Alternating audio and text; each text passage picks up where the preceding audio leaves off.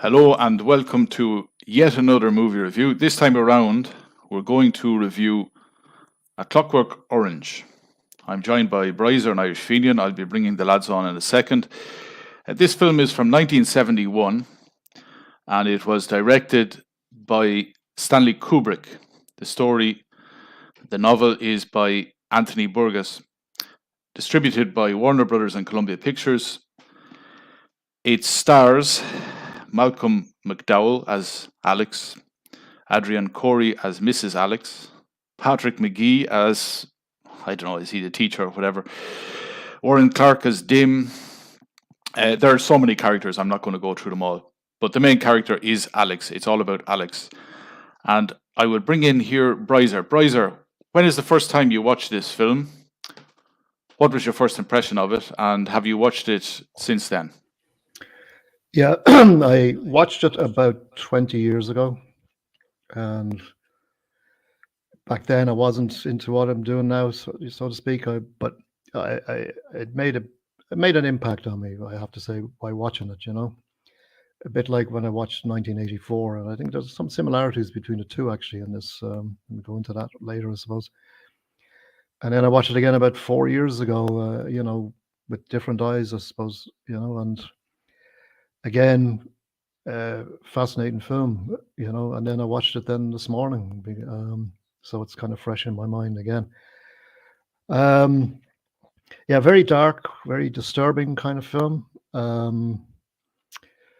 and not one you'd bring your girlfriend to or anything. This is a kind of it goes into a lot of different topics, particularly the way society is run, and like a kind of dystopian type society, and teenage kind of rebellion type of thing, and how the government kind of can get people and brainwash them and condition them to be good model citizens. And yeah, it's there's a lot in it. I'm sure we'll kind of go into the ins and outs of it. But yeah, very dark, very disturbing, a lot of violence in it. And I would put a disclaimer out there as well. If you're watching this film, don't be watching it with kids. It's definitely an adult movie. Like I say, there's graphic scenes of violence and sexual scenes as well. So, just consider that when you're watching it. I thought the acting was very good.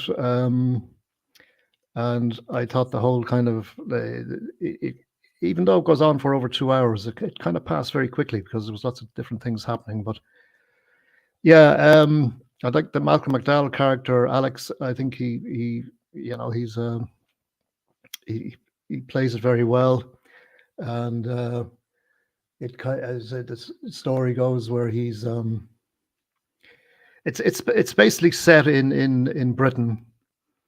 And it seems to be like a futuristic kind of place. We don't know what timeline it is in. And it looks like it was a very brutalist type of place, like you can see with the architecture and all of that. And it seemed to be quite chaotic. And you got these young feral youths running around the place causing chaos and beating people up and raping women and all the rest of it, and getting kicks out of it. And so, then as the movie goes, like Alex gets arrested and then he's brought into this institution where he is re-educated to be a good model citizen.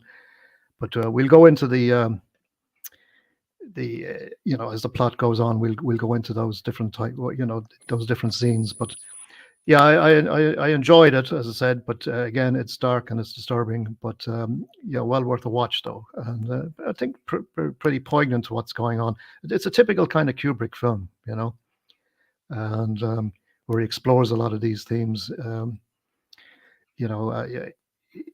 I think Kubrick kind of, he seems to, when he does things, he doesn't do them in half measures. He kind of, he lets it all out. Plenty of violence and a lot of sexual scenes, which we saw that in Eyes Wide Shut, and we kind of see it here again. And when you're thinking that movie came out in 1971,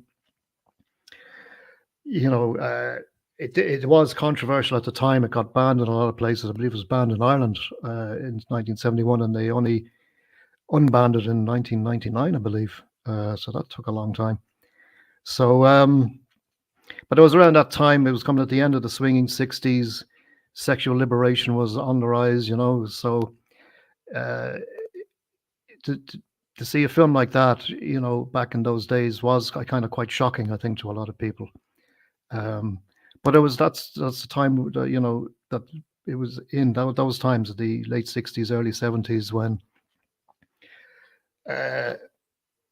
it was the whole again sexual liberation, and it was like, let's see what we can do here, and yeah, Kubrick pushed the boundaries on this one, and so yeah, looking forward to getting more into it. So I'll pass back. Thanks for that, Brizer. Yeah, I'm surprised that this came out when it did. Like, I know Brizer said about the sexual revolution, but this film, even now, you know, in our progressive, liberal age, you know, do whatever you want, more or less, this film is still, you know, hair-raising to watch. So I'll bring in Irish Fenian. Irish Fenian, when is the first time you watched this film, and what were your first impressions? How you doing, guys? First time I watched this would have been in the early 2000-ish, you know, say 2000 to 2002, 3 maybe. One of the lads brought it in on VHS, as we used to always do. We used to always, you know, any films, you know, that anyone came across or something, you know, we just, you know, anyone wants to take it, you know, at home, but make sure that you put it back, because there was a few sticky fingers back then. But I just remember like looking at it, and I remember a friend was showing it to me. That he says, "Did you see this film? Do you know what about it?" Because he was laughing at it. There was like, you know, the way they're wearing the masks when they're committing their crimes and that, and he was just laughing at that, you know, like, and I was like, you know, well, this must be a kind of a funny film, like, and it ended up we took it home on one of the Friday nights, and I know it's as Brizer said there, it's a very dark film and about rape and all that kind of way, but do you do kind of joke a bit, and I don't want to sound, but I'm talking about the singing in the rain bit.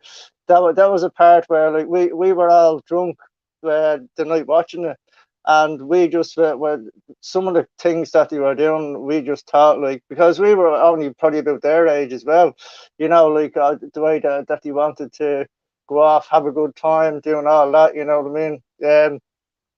So that was the very first time I seen it, and like, but now watching it again though, and I'm thinking, Jesus, how dark was that, you know? Because I would have only been in my early 20s probably at the time watching it, but when I seen it again, and when I was looking at the date, I was saying, my God, you know, like, you know, when you think about things now and the way the world is, you're like, you know, how did this get, you know, kind of like at the time, you know, it'd be like a film that would be kind of brought out now probably or something, you know. But yeah, looking at it now, very, very dark. Like all this senseless violence, you know, raping women, you know, and like that. I don't want to jump ahead, but I suppose yeah, like it was just so dark, and it was like looking at it was like, you know, yeah, there's a lot of symbolism as well now with this. Now I'm not the Mae West with the whole symbolism stuff now, but there's a lot of that in it. You know, there's a lot of like, you know, you like start off, and they're all, what's it, like, you can see the eye thing that he's wearing. Now I know that is that the all-seeing eye, you know, like there's loads of things like this in it now that, you know, someone else will be better educated with.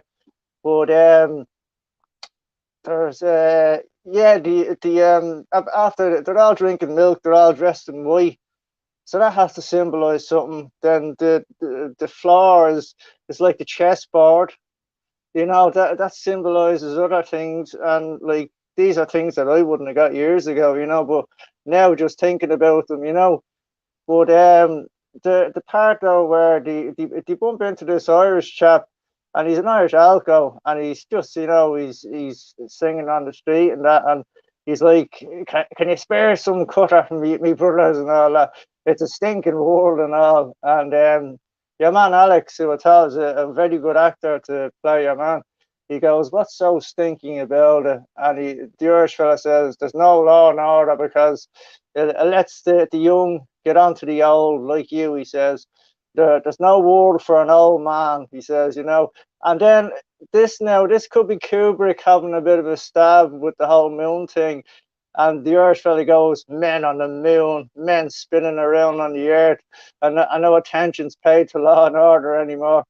And then, like, he just beat the shit out of him, like, So, like, that's where we come up to the first crime. And then this seems to be like a thing that it's like, they just seem to have nights out doing this. But then they bump into their rivals, Billy Boys, and I think are they called the Druids or something? What they call them? The Droogs. Yeah, the Droogs are Alex's gang. Yeah. Yeah. And he says that they were getting ready for a bit of the in and out with a girl, but Alex shows up with his fellow Droogs, and there's a scene where it nearly looks like, if you were to look at it again now, maybe you've seen it like when you look back at it, but when the Billy Boys or the Billy Boys, yeah, but when Billy Boy and his four Druids jump down, it looks, because they're wearing the four white outfits and there's all dust all over the ground, it nearly looks like four astronauts on the moon. And then I was thinking, because that old thing about Kubrick was going mad about, I've created the moon landing. I've created the best film ever, and I can't put my name to it. So I think if that was the case, he was very sore over that. But it just looks like four astronauts as they jump down, and then they start having a scrap, and then they end up beating them up, and then the run after you do, because you can hear the police coming. But as I said, I would love to know more about all the symbolism. But as I said, when I first seen it, I just thought like it was like, well, apart from all the rape stuff, I just thought it was kind of, and I was actually few drinks, few lads. We were out of the head, and we just thought it was a mad movie, especially when you're young and you're sorry, headphones. But especially when you're young and you're looking at these films. But as you get older and you start to see, like, ooh, no, wait, hold on a sec. I was looking at this in a totally different light, So I'll hand it over to you, Betwixt. Thanks for that, Irish Fenian. I'll just give a quick bit of background. So, yeah, it was written by Anthony Burgess, and before we come on, I just wanted to check something out. Irish Fenian's already mentioned the scene wherein they beat up this homeless Irish guy. I think he's kind of lying supine, and he's looking up at the sky, and they're standing over him, and he's trying to have the banter with them. But Alex has decided, and Alex is really the catalyst. He's the one who always seems to initiate the violence, and he is the violent one. The others follow his lead. But after that, they go joyriding, and they end up at this, it looks like a mansion. And you can see that the road, it's like restricted access. They have to park the car way off and walk up to this house, and they manage to get in. And you've got a writer. You've got a writer in there. He's an elderly man, and he's got a wife.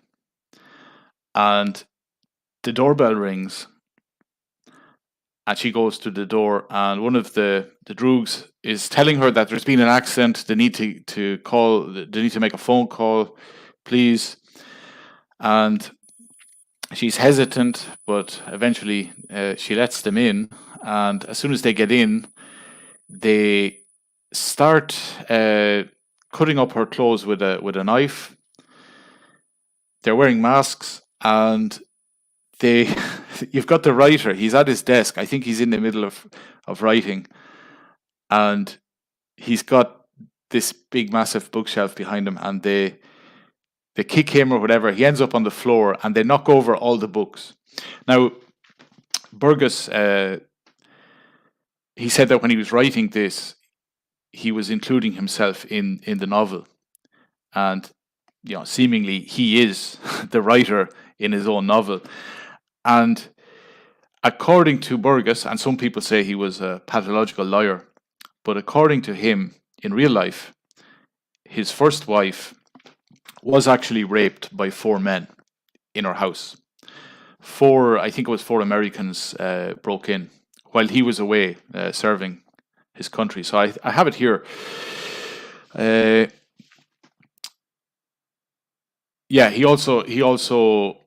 Burgess also had it in his head that he was going to die early, and he wanted to leave a nest egg for his wife.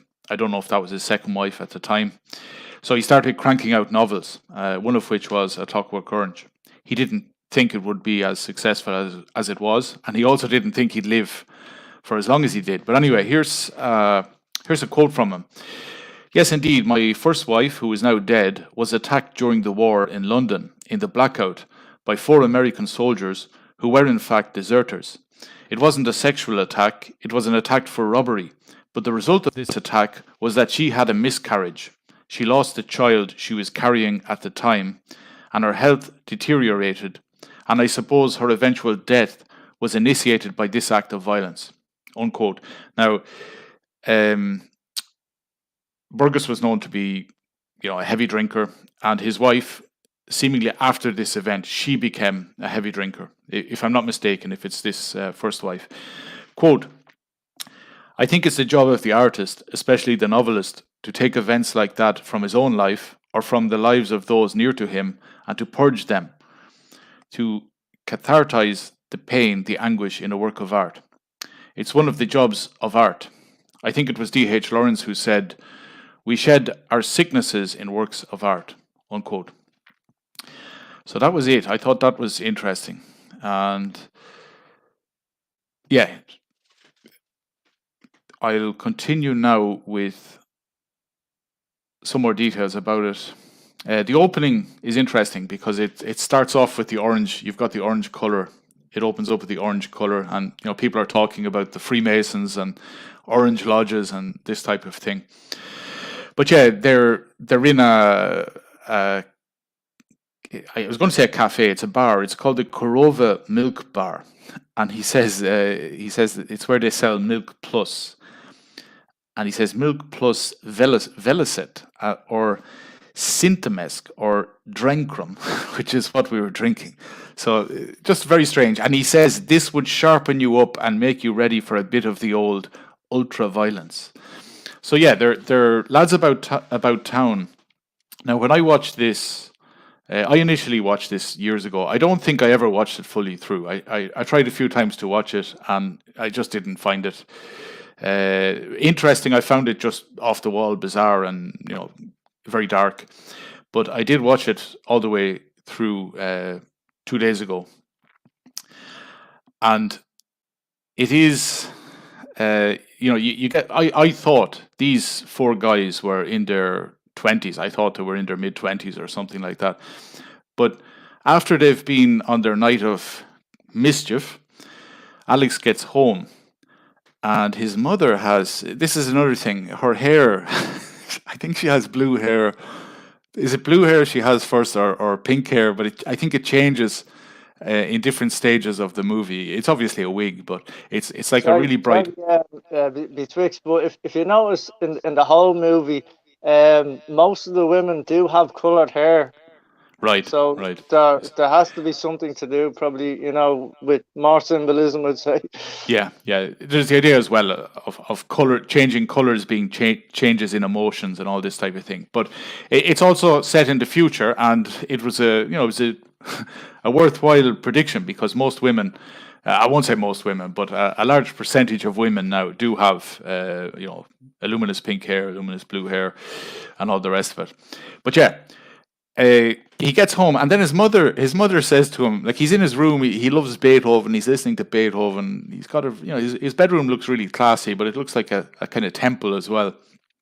And then his mother says to him something like, "You've got school in the morning." You've got school in the morning. And I was watching this saying, bloody hell, these absolute maniacs are just teenagers, they're just teenagers. So anyway, I'll pass it on to Brizer. Go ahead. Yeah. Yeah, it's interesting that you notice as well, right, when they're talking, they speak in a type of a slang.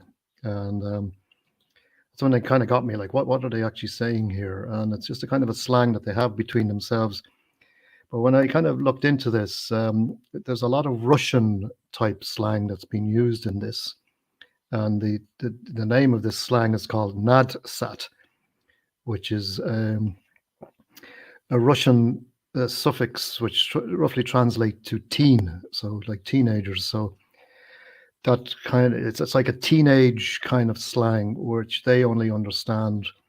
The adults don't really understand it, and it's kind of, it sounds weird, and it's kind of sounds a bit threatening, So I found a website, actually it's called Russia Beyond, where I found this, and they went through the terms in this film, and the term drug, which is what they call themselves, that's a Russian word which refers to a friend, So there was a quote in it, that was me. So Alex is narrating this film, by the way, so we're seeing it from his point of view.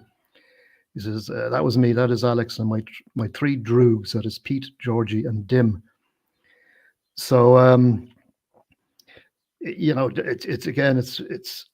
it's not friends or pals or buddies, it's droogs. And that's used quite a lot throughout this film. And then the milk bar where they go to, a milk bar is kind of, these were kind of big in Britain back in the late 60s. They were kind of like the American version of a diner, where you can go and get milkshakes and coffee and stuff like that. And there was no booze or anything like that. It was, burgers and stuff like that, But obviously this was a kind of a weird place that they found. And as you said, there was a bit of symbolism in that and it was called, that you see this term moloko in the background.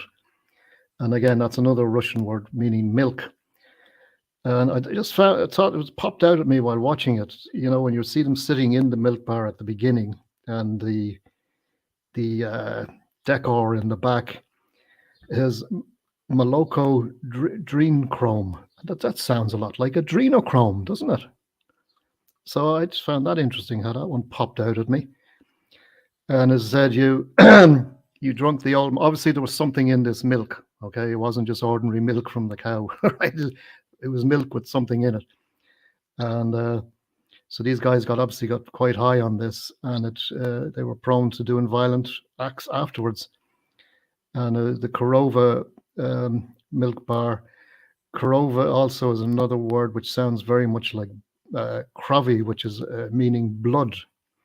So milk and blood, they're kind of related, aren't they, a bit? So so there's Moloko, and then what's the next one? They use the term horror show, but that sounds like a Russian word called korosho, which means good. So the horror show is good. Okay. They talk about the term Gulliver. I say, I got hit in my Gulliver. They mean that. What means that's a Russian word for. The Russian word for Gulliver is Golova, which means head. And then there's Vek and Chelovek, which means a man or a person. So they kicked the old Vek. So you'd be wondering what they're actually talking about in this film. So I made it a point of looking up and seeing what these words meant. And then there's one like on my Odi Noki, which means on my own, or I'm alone, or I'm lonely. So I was there on my Odi Noki. It kind of sounds a bit like Cockney rhyming slang as well. I think there's a little bit of that in it. And then there's the word Devochka, which means a girl or little girl. And they talk about the Devochkas, when they're, let's go out and rapes some devotchkas. And there's interessivated, which we think would mean interesting, but actually that's what it means. There is a Russian word called interessivat, which is mean to interest. So that's where a lot of it all came from, these Russian type words. Now, this book was written in 1962, which is the height of the Cold War. So, and I think Burgess had a lot of experience. He was looking a lot into that whole Cold War thing and Russian culture at that time and communism. So I think that's why he brought that in there.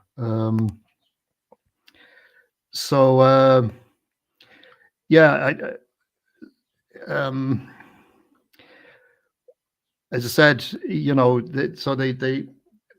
go to the milk bar and they obviously drink this intoxicating milk, which gets them very high, and they want to go out and commit violence, and they beat up this poor old Irish guy who's a homeless guy on the street, who sang a very good rendition, I have to say, of Molly Malone. I'd say he did a good version of that. And but anyway, as I said, he was cooing out about the young people who don't care about the old people, and of course they beat him up on the street and really beat the crap out of the guy. And so then they go on their little jaunt around the countryside, and driving on the wrong side of the road, driving cars off the road, and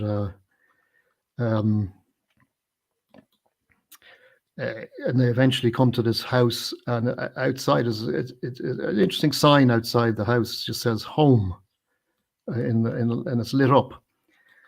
And they knock on the door, and there's this guy and his wife. The guy who owns the house, obviously a writer. You can see him typing away, and his wife is just sitting on the couch, whatever. And she says, "Who would that be at this time of night?" And so the wife goes, and she doesn't answer the door. She says, "Who is it?" And she says, "Oh, there's a terrible accident on the road. Can we use your phone?"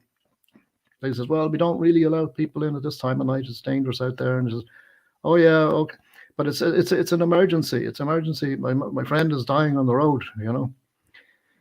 So they let them in, and of course, the four lads get in and beat the crap out of the husband and wife. They rape the wife in front of the husband, and of course, they got a great kick out of that. And so you can see that they obviously get off on this, and when Alex comes back home that night, and he gets into bed, and he's puts on his Beethoven music, Beethoven's Ninth Symphony, and he obviously he kind of gets off on this. He kind of goes into another world, listening to this music, and he's in his own little world in many ways. And as you said, I was kind of surprised as well to hear that he was supposed to be going to school the next morning, but he hasn't been in school for a week. So again, it just summed up what the kind of society they were living in. It was, yes, there was school, and yes, there was some semblance of some kind of society, but it was falling apart, and the parents didn't really care too much whether Alex went to school or not. He just said, "Oh, I got a pain in my Gulliver and I can't get out of bed," and whatever. So she just leaves him be. And Alex also has a snake that he keeps in the house as well, in his drawer. And so yeah, he goes off into his own little world. And then at that time, the next morning, mother or whatever and the father go off to work. And the father as well, he comes across as a very kind of submissive type of guy who doesn't really care too much. And he's I think he knows that his son is up to no good, but doesn't do anything about it. The mother seems to be maybe a little bit concerned, but she meets a guy who it looks like Alex had problems in the past, right? So I think he was in probably a Borstal or somewhere like that. So he had it looks like a parole officer who comes around and says, "Oh, we've known what's happened. There's been in the reports in the paper, like you know, that something people have been beaten up, and I got a feeling it was you, you know." And so they decided, like, you better behave yourself, or else, you know, we might have to do something about that. So there was a kind of an arrangement between Alex and this parole officer, which was it was a very strange relationship, that one, you know. And I still trying to figure out what that was all about. But so then it moves on to the next day. Then the other guys are thinking, you know, they're kind of getting fed up with just beating people up. They want to get some money and get some gold and silver and lots, you know, goodies. And they hear about a house, which is a kind of a nature, a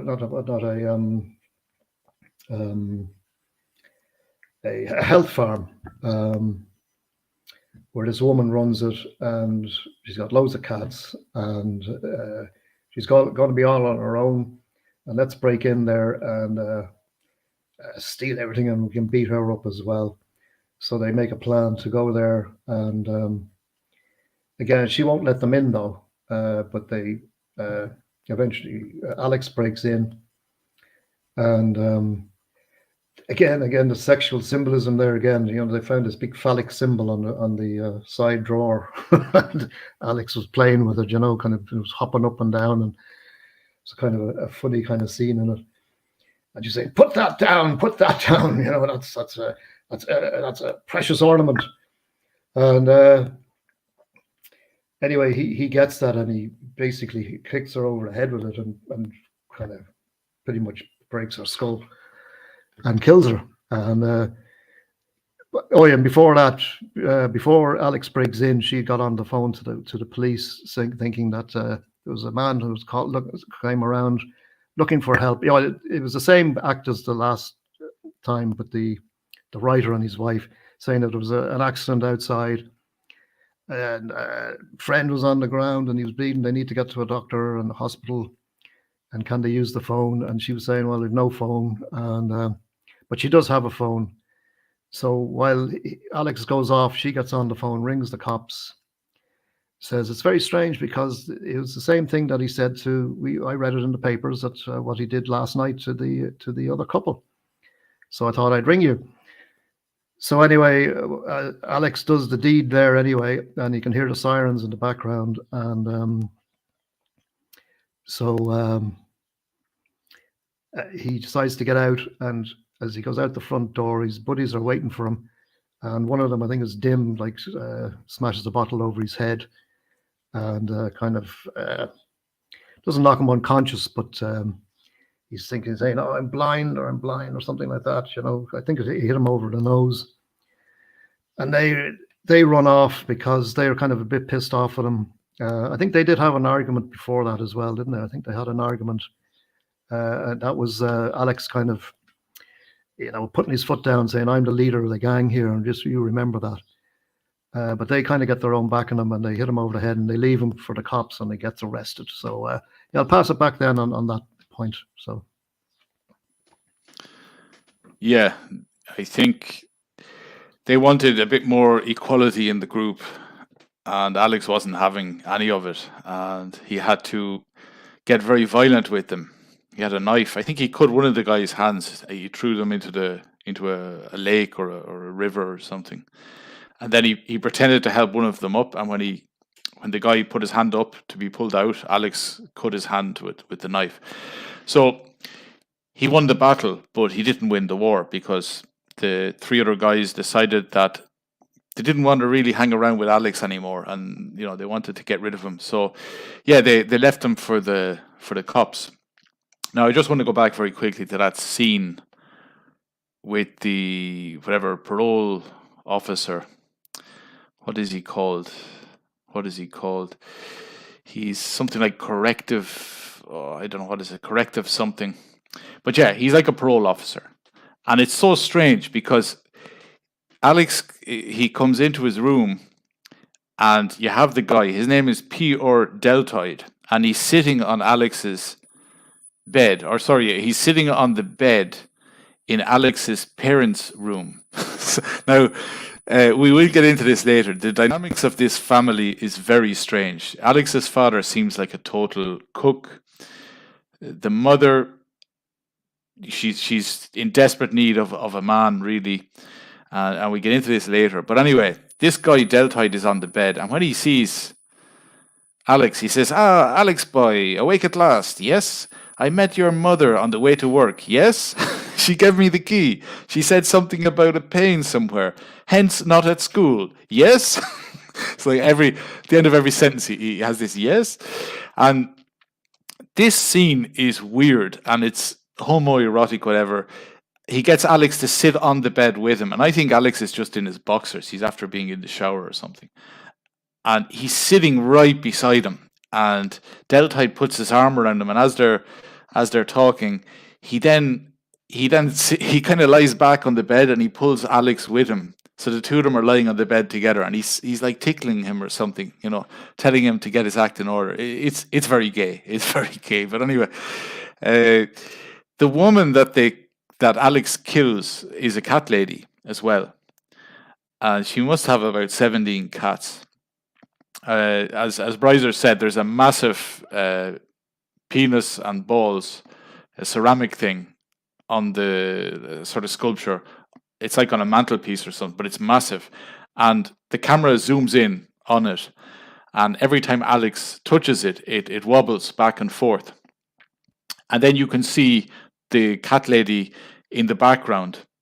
And she's kind of half obscured by this giant penis and balls, which Alex then uses to kill her. Obviously, I don't have to get into the symbolism there that, he killed her with whatever... male genitalia. So, I'll bring in Irish Fenian. Is there anything you want to add, or would you prefer to go on to the scenes where Alex is in prison? Excuse me. Well, I suppose going back to the when he rapes the first woman. If you notice, she's all dressed in red, and I suppose if it's written in the future, like she was sitting in some weird chair, but like he blags his way in, with an accent and that, and like he starts that whole singing in the rain, and he goes, "What a glorious day, bump bump," and then he's kicking your man, and we later on find out that this fella ends up in a wheelchair because of it, and his wife like he was saying that, the police said that she died from, and I found this very interesting, she died from a flu. It was something to do with flu epidemic, and I was thinking, yeah, past few years, okay. Sorry, Irish Fenian. When I was reading up about Anthony Burgess, the writer of The Clockwork Orange, I think his mother died from the Spanish flu. After he was born, so there must be some connection with that. Because I was just wondering, because there's a few films lately that I've been watching, and it's all about some type of like virus or flu or something like that. But maybe the whole and you don't actually see them raping or anything, like, so maybe the whole singing in the rain is just was a joke or something like that. I don't know. But they don't actually go home. First of all, they actually go back to the milk bar, and looking at it again now. If this was made, this is like this Hollywood stuff. It'd be like if I walked into one of the Rothschilds' houses or something, because you have these mannequins that are like tables, these naked mannequins and this, and they have the milk over it and all this kind of stuff. So and then when they're getting their so-called ultra milk, I'm not sure, what's in it. But like there's this mannequin breast, shall we say? I could use another word, but this breast, and it's he then I think does he put in money and then he just pulls the yolk or whatever and starts pouring himself milk and that. And I just found like the whole scene, like there has to be loads of stuff in it. But anyway, back to like there was a girl, she starts singing some kind of opera tune. And Alex actually likes this, and he's like giving a toast to her, like saying, "Yeah, you know, continue." Like he was saying that, like, the others won't know what she's singing about, but I do, and I like it, and you know, this kind of way. But one of his druids or whatever, or droogs, he makes a kind of I think it's Tim. He makes a childish noise, and then Alex gives him such a wacky does, you know. And then like he starts saying that, oh, things have to change, you know, like, you know, I'm not your brother. And then Alex just turns around, you know, and I'll scrap anytime you say, you know, you can have it, you know, but the other fella backs down, you know. And then Alex goes home, and he opens a drawer, and he throws a big bundle of money in it. And he probably is keeping all this stuff from his mates, because like he looks like he has jewelry, he's money, he's got, Jesus, so much in this drawer. Like, I mean, if the guards or the police raided his gaff, he'd be up on all this stolen merch. Like, but and then he starts. He loves Ludwig van what's the Beethoven or whatever, yeah, and the Ninth Symphony. So he starts putting that on, and he's listening to that. And as you said, yeah, that chap is he like a probation officer, because Alex just gets up the next morning, and he's just in he's in a pair of briefs, I could think, not even in boxers, but like the way your man is just sitting on the bed, and Alex goes into the other room, but then he just realizes that, wait, hold on, there's someone sitting on the bed there, so he goes back in.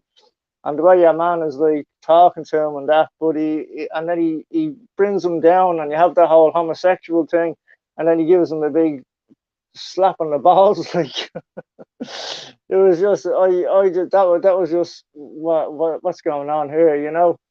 But then Alex goes to, it's a record shop. God, you know, something that, you know, in my past time used to do all the time, every week, sometimes twice a week. But he picks up these two boards in the record shop, and I don't know. There's more. Could be more symbolism. There's spinning black and white waves above. You know, I don't know. But he brings the two boards back, and you know, ends up shagging them. Right, fair enough. You know. But then his mates, then the following, I don't know whether it's later on that morning, or could be the following day, but his mates come around the same, and they're not happy at all, you know. You know, we've got a new way, says one of them. And I think he's sitting in a wheelchair or something, Alex, you know, he's just like, there's something just at the end of the stairs. But then you see them walking along it's a kind of a canal then, and Alex then reprimands a couple of them. He's carrying this big cane, he is, and he just gives it he gives one of them a big whack. He falls in the water, and then starts smashing the other fella. And then I think it's Dim, it is, that once, you know, he's thinks that he's helping him out of the water, and then Alex takes out a knife and he cuts him then with it, you know. So he's trying to do a bit of law and order that, but it doesn't actually work out, because as you are saying, when they do the next rape, which is more or less the same thing as before, and yeah, there's a big, yeah, that ornament. Yes, the big phallic yeah, ornament, yeah. He's like, yeah, you know, playing with it, and you know that. But yeah, one was very smart out calling the police, you know, to send a car around just in anyway, just to have a look, you know, because you know, I remember those times where, like, you know, you wouldn't answer the door late at night, you know, you'd still be very apprehensive now if someone called at your door late at night, you know, you'd be like, hold on, you know, wait a minute here now.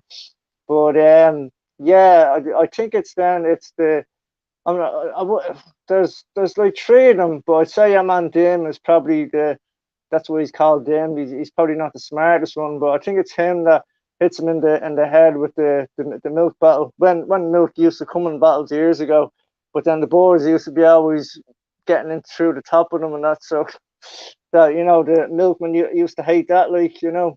But yeah, then that's when they run off, and the police then end up coming then, and they take him away. And then, yeah, he ends up getting nicked, and he starts taking a hiding from the cops. That parole officer, I think, if he is the parole officer, comes in, and the coppers even say, "Here, we'll hold him down. Do you want to give him a hiding as well?" And he does something even more dirty. He spits on his face. You know, I hate someone that fucking does that, like that spits on you. You know, I'd rather a box than a spit. You know what I mean? Like, it's disgusting, it is. But that's what he does, and he's then brought off to the prison. I suppose we could go into his whole the MK Ultra kind of stuff coming in now. He's brought into the prison. You know, he's asked, you know, what have you got in your pockets? I found it funny the way the line was kind of more back. You know, if you're going to lean over to put your things on the table, because at first he like I think it's a lighter or something he takes out, and he throws, and the copper's like, put that down, you know, properly, and he has to lean over real far and then just put it down gently, and he has to do that with all his bloody items he does, and then he's over and, you know, has to strip down and that. And one thing that would never be asked of you today,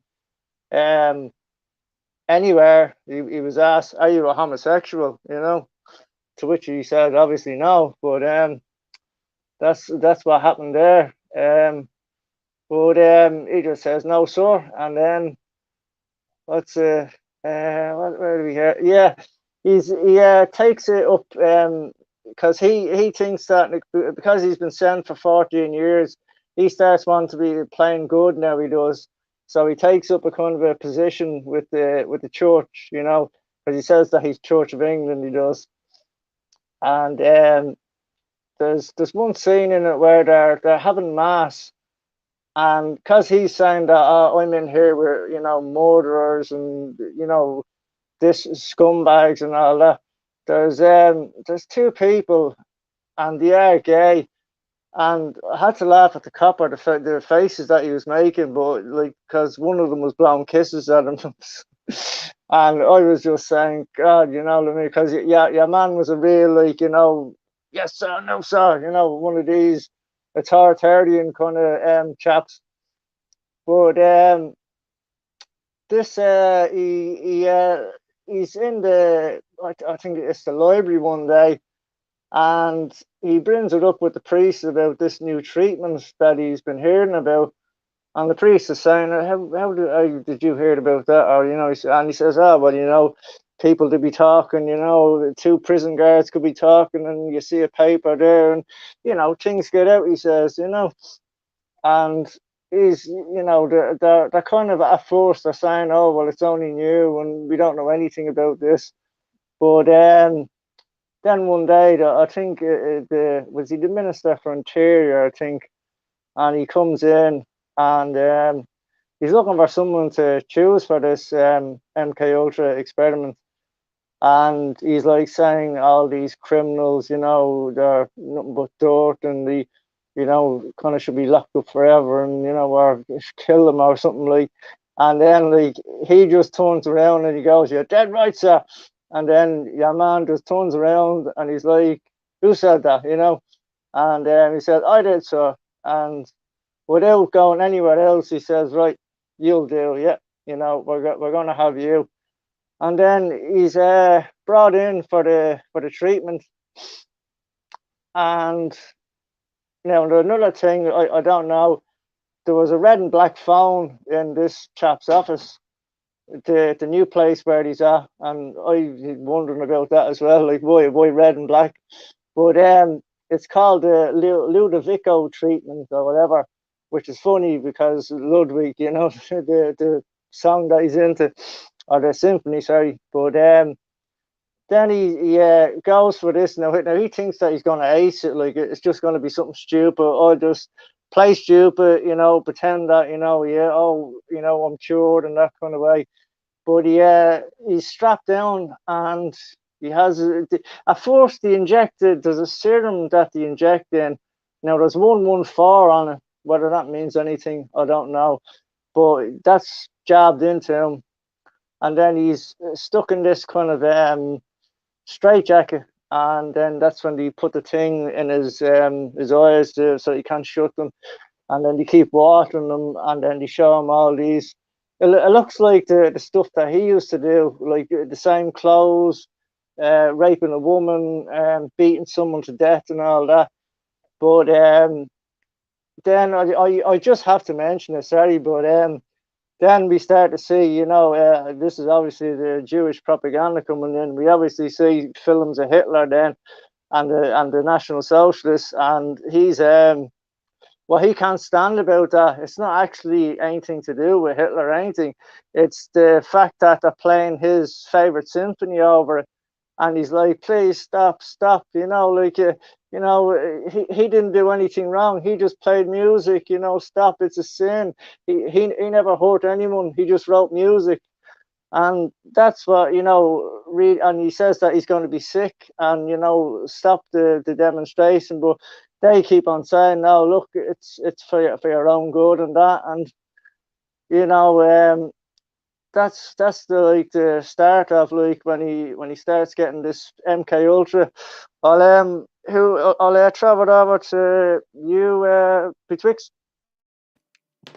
Yeah, thanks for that, Irish Fenian. That brings us right up, which is great. Otherwise, we'd be here for 4 or 5 hours. Yeah, you mentioned the. Is that a bit of a dig? No, it's not. It's not a dig at all.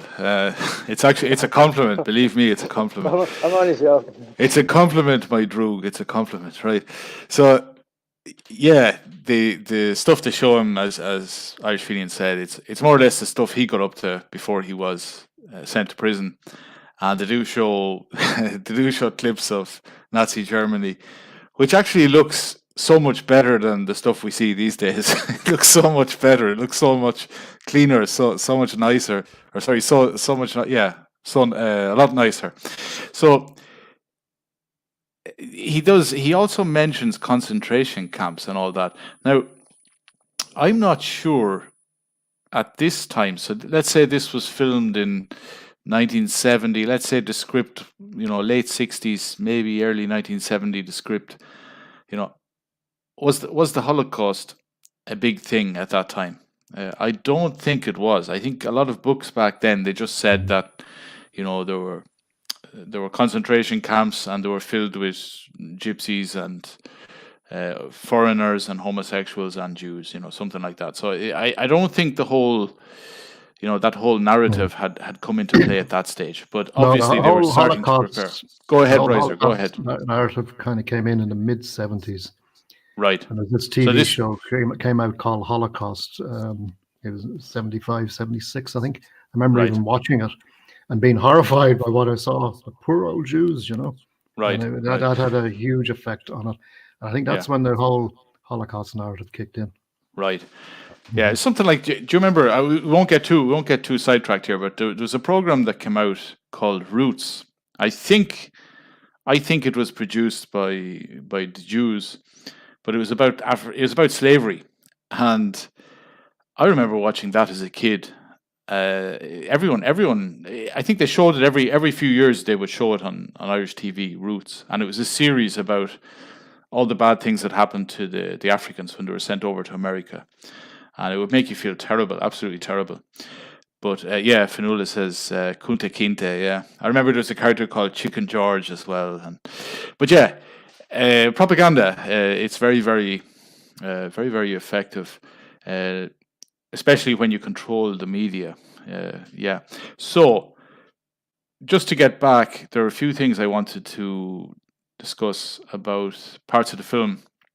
At the start of the film, those droogs, they're wearing white, as Irish Fenian said, but you don't, the clothes don't seem to get splattered with blood.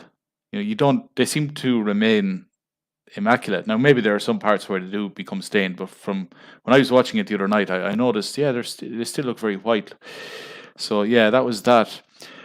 And I just want to quote part of the film. This is when Alex picks up those two women and he brings them back to his for a threesome. And he sees them. I think they're, as Irish Fenian said, it's a record shop. And Alex, he says, "Enjoying it then, my darlings. A bit cold and pointless, isn't it, my lovely? What's happened to yours, my little sister?" and one of the girls called Marty, she giggles and she says, "Who you getting, bratty? Goggly Goggle?" Johnny, what was it? Johnny Chivago, the Heaven 17, and Alex says, "What you got back home, little sister, to play your fuzzy warbles on? I bet you got little save pitiful portable picnic players. Come with uncle, and hear all proper. Hear angel trumpets and devil trombones. You are invited." And I just thought that was very good writing. So I will bring it on to Brizer now. Brizer, we're at the scene or scenes wherein Alex is having his brain remapped. He's going to be a brand new Alex. So Yeah. go ahead. Yeah. Before I go into that, just going back to the point after they beat up the old Irish guy, then they come across Billy Boy and his droogs who are trying to rape this girl, and ensue having a fight. But did you notice about Billy Boy and his mates? They're all dressed in evil Nazi uniforms. Did you notice that one, guys? I noticed that one. I did not. Yes, go look at it again.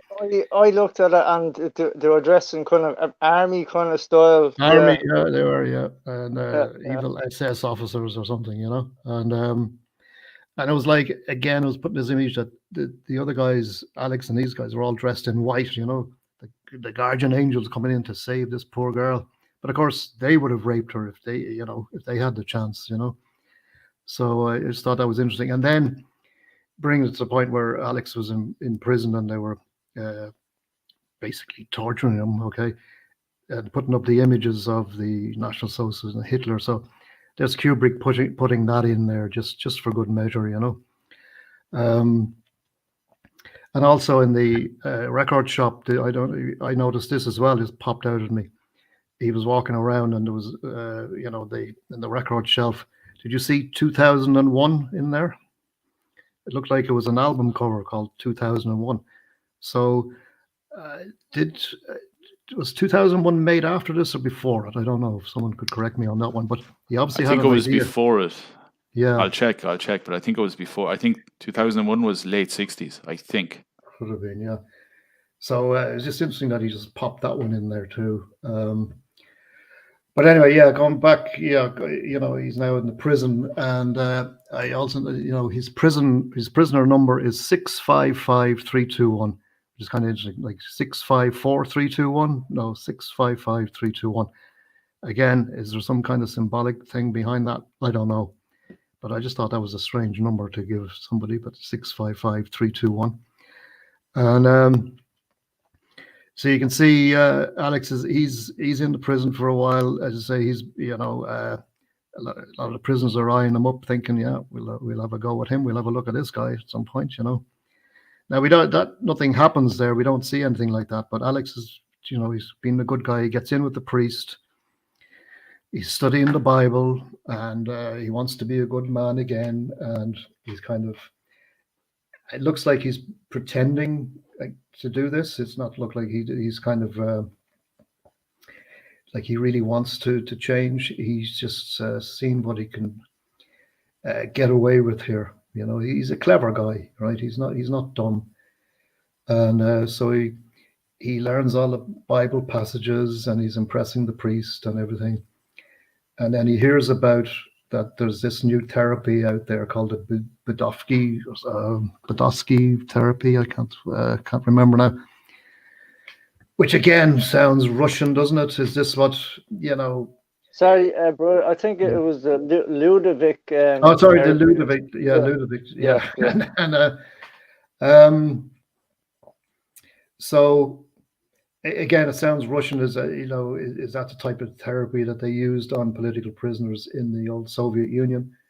You know, and I'm sure they did. You know, in the gulags, if you ever read Alexander Solzhenitsyn, they would be putting people into torture chambers, basically, and putting them all under all sorts of duress and getting them to admit their sins, so to speak. You know, and this is what it reminded me a lot about 1984 as well, because that slang that they were using, that nadsat, that these guys, Alex and these droogs, were talking to themselves in this slang. reminded me of Newspeak in 1984, you know. And then there was a scene when Alex got re-educated, and he was now a showpiece, you know, and he was on a stage, you know, where this guy was threatening him with violence, you know, showing how, you know, Alex was just demonstrating how he changed. So this guy comes in and threatens him and pushes him to the floor and gets him to lick his boots. And that again reminds me of 1984, where it says, like, imagine a boot on the face of humanity forever. So I think Kubrick, you know, borrowed a few little things there from Orwell's 1984. I think a couple of things. So yeah, he's in prison and he's a good boy basically, and you know, as he's, you know, you can see he was going through the process in prison. He had to undress. He had to do all that stuff that they do prisoners, you know, strip them down, do a cavity search and all that type of stuff. And so he's, you know, he adapts to life in prison, and as it gets in with the priest and all the rest. When he hears about this therapy, and he says he'd be interested in volunteering for it. Now, again, it's unsure whether he's actually he really means this, or he's just trying to feign it. You know, he's just trying to. He obviously doesn't like being in prison, so he wants to get out. And maybe he's thinking, if I do this therapy, it probably won't work on him, and I'll be out of prison. So then the Minister for the Interior is invited to the prison, and this, at the moment, is still an experiment. The priest is very doubtful about it. He says it hasn't worked very well. The governor in charge of the prison is not in favor of it. He doesn't think it'll work. So we're still thinking about it. But obviously, it's being pushed through the government because they think this is the best way of dealing with criminals, is to re-educate them, to stop them thinking about violence and sexual rape and all this kind of stuff. And if you treat them nicely, you can control them better, you know. And, you know, again, we see a lot of that these days as well, you know, this kind of rehabilitation. And it's all experimentation, you know, and nobody knows where it's going to go. And this is obviously, this therapy is very dangerous type of brainwashing. So they put him through this whole scenario where they literally strap him into a chair, put a big thing over his head, like probes into his head, force his eyelids open and put drops into his eyes. And yeah, so before that, he the minister comes around and says, yeah, we got to change the whole prison system. It's all wrong. We're putting these criminals in and we're punishing them, but then when they go out, they go back out and do the same thing again. So we're trying to do something different here. And Alex sees this as his chance, and he kind of interrupts and says, yes, sir, you're correct, what you say. And the minister is very impressed with Alex. Says, I like this man. Yeah, so I think he'll do as a volunteer. We'll take this man. And of course, the main prison guard, he's not happy with this, and the governor isn't happy about it, but they have to let him go. So he's put into this psychiatric unit anyway, and where they conduct all these experiments on him. As I said, he's sitting down in a chair, strapped in. His eyelids are forced open, and they put drops in his eyes. And he's forced to watch gruesome kind of videos of people being beaten up, women being raped, and then it's all to the sound of Beethoven's Ninth. Again, it's interesting why they put Beethoven's Ninth in there. I wonder what Kubrick was up to there. Maybe you get your thoughts on that, guys. But that was, it had an operatic theme to the whole movie. Did you notice that? That music was always there in the background, and it seemed like it was kind of like an opera or a major kind of theater show, you know. And so eventually, you know, he starts feeling sick, and anytime he hears Beethoven's Ninth, he gets sick, and anytime he sees violence, he gets sick. And So they reckon they've eventually kind of cured him, and now he's a showpiece. They put him up on stage, right?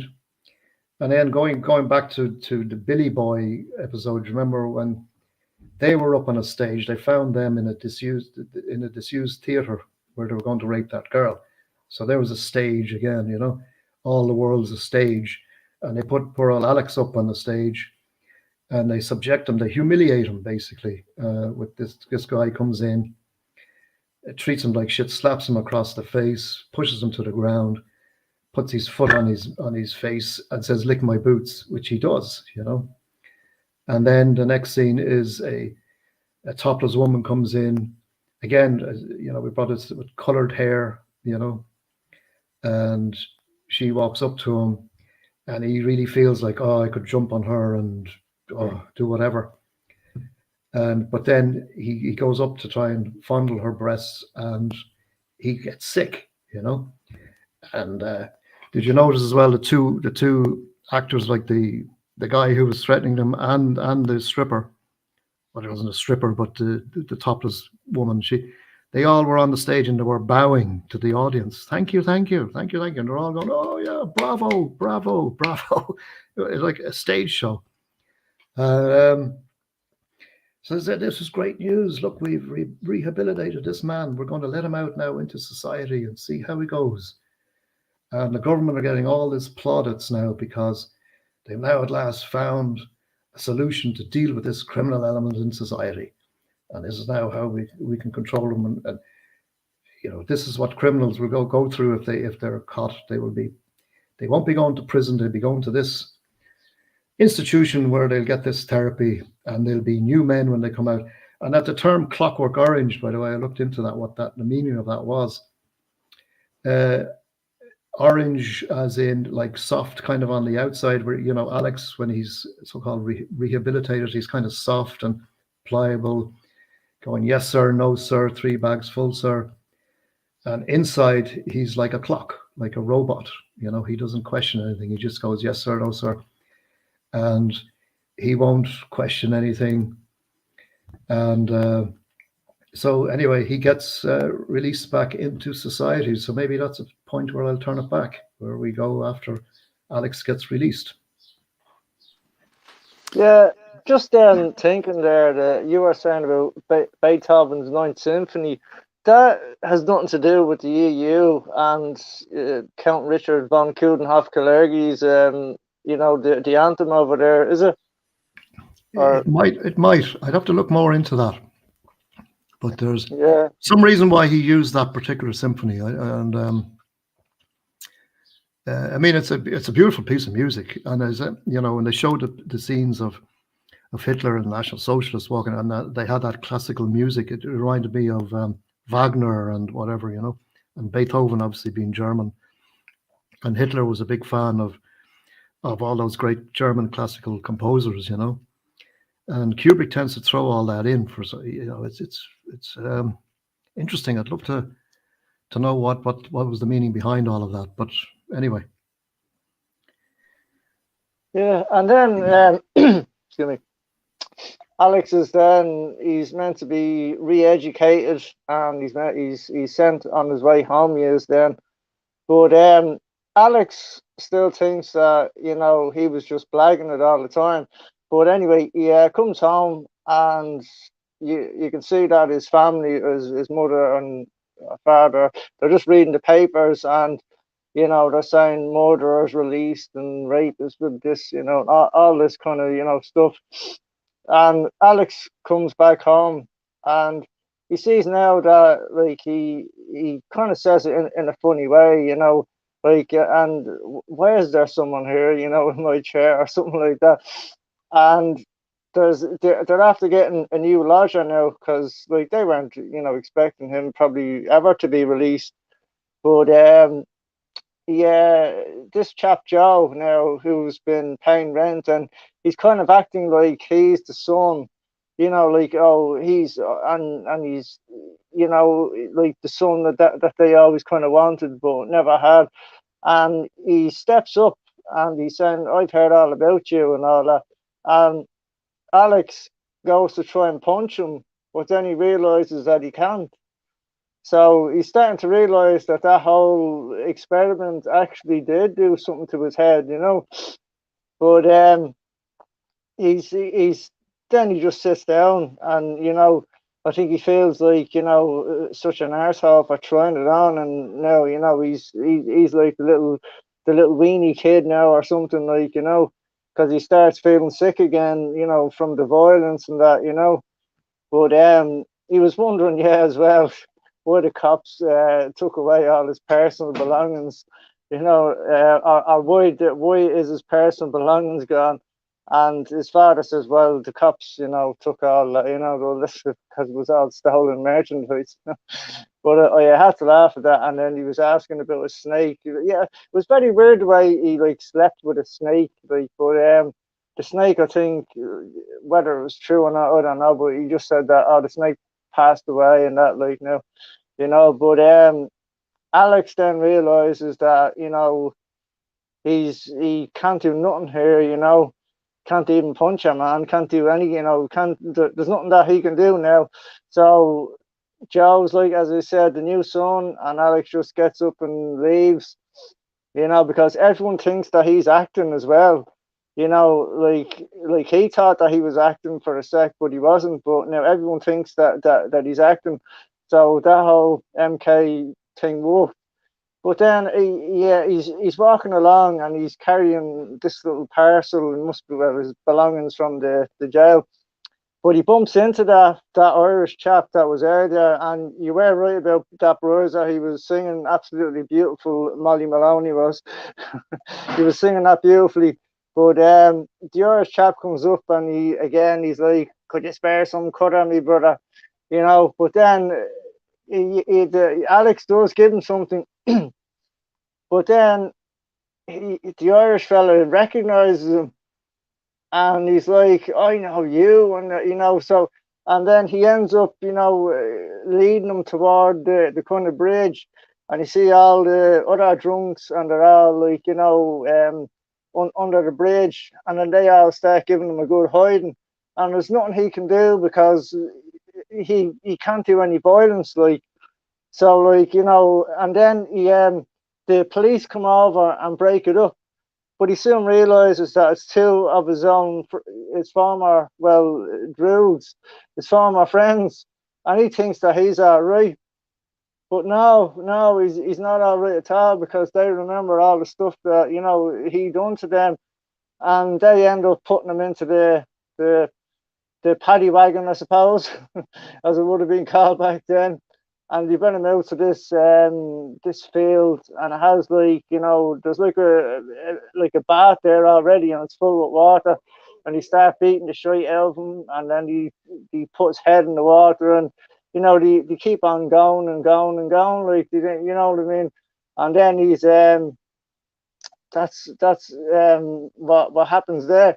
And then he ends up back then with the fella that in the very first scene, when he's when they were raping his wife, he ends up back at that.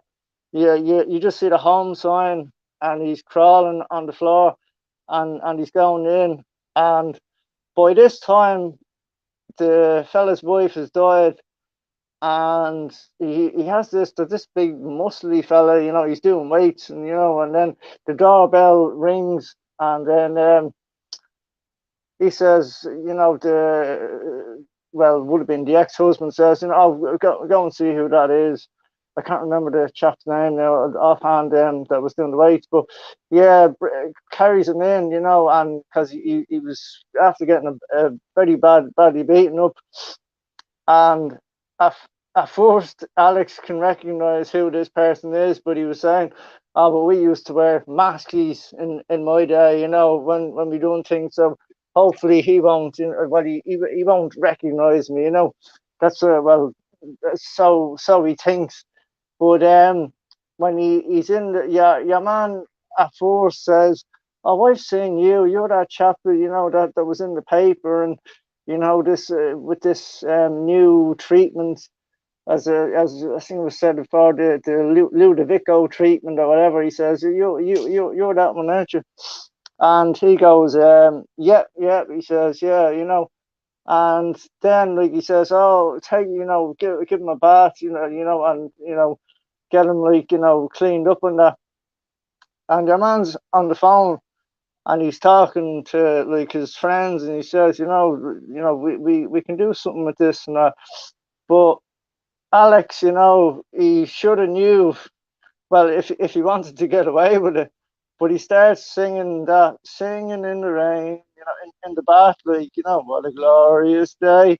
And your man now is in a wheelchair, and he just recognizes that voice straight away. And it was a bit of a funny shot, the way, like, the camera's underneath and the face and the movements that he was pulling. It looked a bit fucking silly, it did, but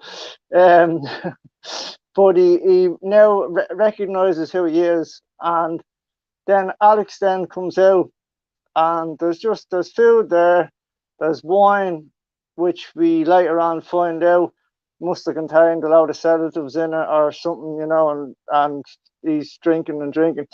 But yeah, the chap, he must be some strong chap, because he carries him in the wheelchair. The fella that was doing weights, he carries him in and he walks down a few steps and then more few steps, and he puts him on, the fella in the wheelchair, on the ground, like, and they're both sitting beside him, and he's like, he food all right, you know what I mean? Try the wine. He's like, and yeah, man, Alex is like saying, well, would you, are you not gonna have some yourself? And he's like, no, and then they're just talking, and he's eating, and then he's drinking and drinking, and then your man's friends do come over, because he obviously then told them who he really was, and he then says to your one, there's a woman that comes over, and he says to her that, oh yeah, I was tortured, or and he was telling her all that happened, and he was saying about going back to Beethoven's symphony, and he says, yeah, anytime I hear that, it makes me sick. I feel like killing myself. I just want to do myself in, he says. And then that's when he's then brought off, because he just collapses. He does, when he's sitting down, and his face, I think he was eating spaghetti. No one else was eating anything, but he was eating spaghetti, and that's why your man was saying, come on, have more wine, because obviously there was, I don't know, sleeping tablets or whatever, and but he ends up falling asleep, and then your man is like, when he's in this place where there's a pool table, and he has these speakers on it, and he's blaring the Ninth Symphony up, and Alex can't. He ends up waking up, and he's banging on the door, and he wants to get out, and he's going mad. He is, and then he ends up jumping out the window, because he was saying, like, I can either go through this, or what'll it be, 1 second of pain or something, and he just jumps out the window. Meanwhile, your man downstairs is loving this, because he's getting his own back. And but Alex does survive, the fall in the end, and he ends up in hospital. So I'll throw it back then. All right, thanks for that, Irish Fenian. I just missed a few minutes. Did you guys mention his being arrested by the police, being brought out, and half drowned? Yeah. Okay, that's grand. So yeah, I'll just make a few points, and then I'll pass it on to Brizer.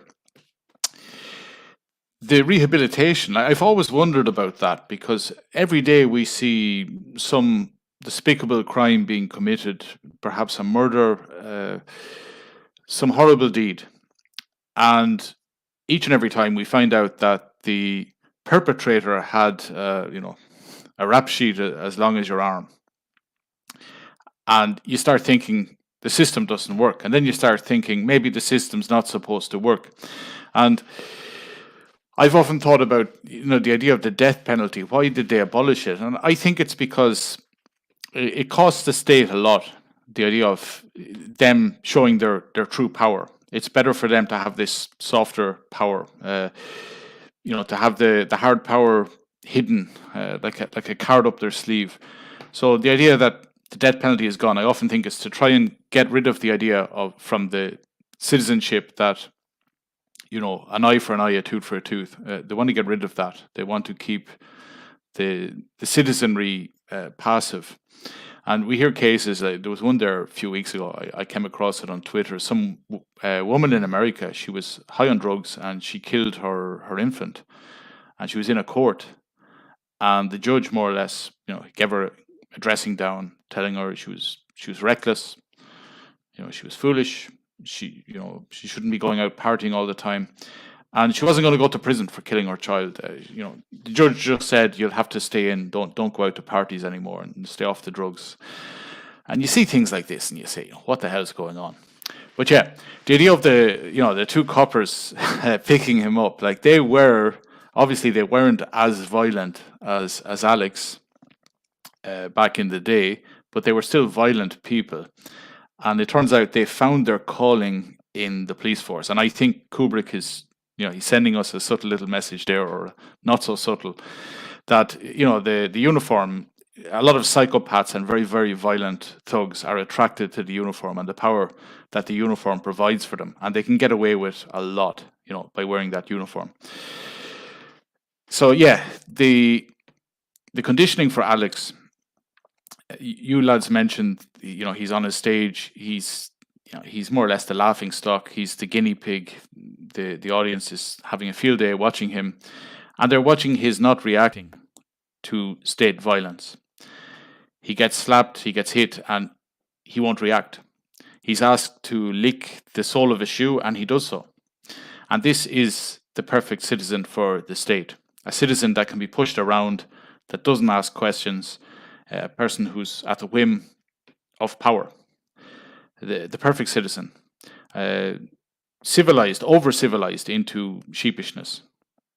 So, you know, when I was watching this, I was thinking of all those cases where we hear there's an act of terrorism in Europe somewhere, and, you know, within a couple of hours, the parents, you often wonder, is it authentic? You know, is it just a kind of psyops? But you have the parents coming out and saying, don't look back in anger. You know, these are the citizens that tyrannies want. They don't want people thinking outside the box. They want these sheeple. So yeah, Alex has been replaced. He gets out. The program is a success. He gets out. He goes back home, and he finds out he's been replaced. There's some sort of changeling there, a lodger. And it's an incredible scene. The father is impotent, absolutely impotent. He's sitting in an armchair, and this lodger, Joe, I think was his name, he's sitting with the father's wife, and he's kind of canoodling on the couch with her in a way. And when she gets upset, he starts, you know, putting his arm around her and holding her hand, pressing her hand, playing with her fingers. You know, it's a very strange scene. The family is I would say this family was never very strong, but now it has been decimated. And Alex gets his marching orders. He has to leave because the lodger, you know, he's paid a month in advance. And as soon as Alex leaves, the mother is you know, she's beside herself with grief. And you see the lodger comforting her, and then the father comes over and gets down on his knees, and he's also joining in with the embrace. And the lodger, you know, he's stroking the mother, and he's also stroking the father. I think he's got his hand on his bald head, and he's stroking the father's bald head. So yeah, it's a very funny scene. But I think, guys, we're coming towards the end. Unless there's something else you want to ask, I'll pass it on to Brizer. Any more points you want to make? Then I'll pass it on to Irish Fenian. Meanwhile, if anyone in the live chat wants to ask Brizer or Irish Fenian a question, or just a general question, post it, and we'll address it. So go ahead, Brizer. Yeah, I think the scene when he's released from prison is very interesting, because Alex, he thinks, he's kind of been changed, but he's not really. You know, he thinks he's back to the old world again.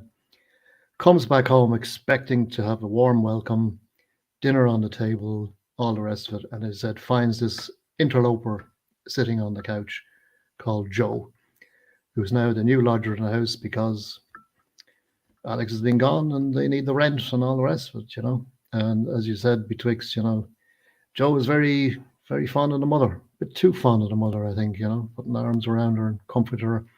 And again, the father is just this stupid, impotent man sitting there, just kind of, oh, well, son, it's like that, you know what I mean? You were away and he paid a month in advance. So there you go. And then Joe starts slagging off Alex, you know, calling him a murderer and blah, blah, blah. And, you know, what you put your parents through and all the rest of it, you know, you should be ashamed of yourself. And of course, Alex gets angry and wants to hit him. But then the conditioning sets in and Alex breaks down crying and says, look at him now, he's just a bloody wimp, you know. And so he has to leave. Alex says, well, I have to go. And of course, he's got nothing except that bag of clothes that he got from the prison and maybe a few pound in his pocket. And so he said he's walking down by the river and he comes across the old homeless man again, the Irish lad, you know, and who recognizes him and calls him out, and Alex tries to get away from it. And of course, he goes under this bridge where all his homeless mates, all the other homeless buddies are all there. And they all attack him and try and get him on the ground, and they're trying to beat him up. And then two constables come along. And of course, he's two ex-droogs, you know. And I was wondering, like, how the hell did they join the cops? What happened in the meantime while Alex was in prison? How did they join up? I thought that was a strange one, you know. So did they get a form of conditioning as well, or did they just think, well, crime doesn't really pay, so join the cops and be a different type of criminal, you know? And when you look at the cops these days, you know, I think there's certainly a criminal element in there, without a doubt. They're up to no good. And so this is the progressive form of government, you know. Let's brainwash the prisoners and let's recruit criminals into the police force. There was a very interesting quote that the prison chaplain came out with. He says, goodness is something to be chosen. When a man cannot choose, he ceases to be a man.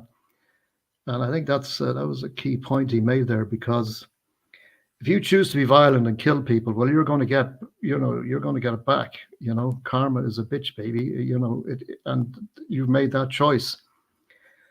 And we all have a choice to be a complete freaking lunatic or psychopath, or we can be decent people, one or the other. And Alex chose to be an evil bastard who, you know, raped women, kicked the shit out of homeless people, and didn't really care. And so he kind of got his due deserts, so to speak. He was put into prison, which wasn't very nice. And then he went through all that brainwashing crap as well. And now he's come out thinking that he might be a changed man. And he's realizing now that he can't fight back. The conditioning is so deep that hasn't got any strength to fight back. He breaks down and cries, and he sees a violent situation. He doesn't want anything to do with it. And so the two boys, the two droogs, now cops, bring him off to this remote place, stick his head into a tank of water and kick the shit out of him, basically. Just leave him there. And it just so happens that where that happened, the house where they broke into, where the writer and his wife, at the beginning of the film, where they got in and beat them up and raped, they raped the woman.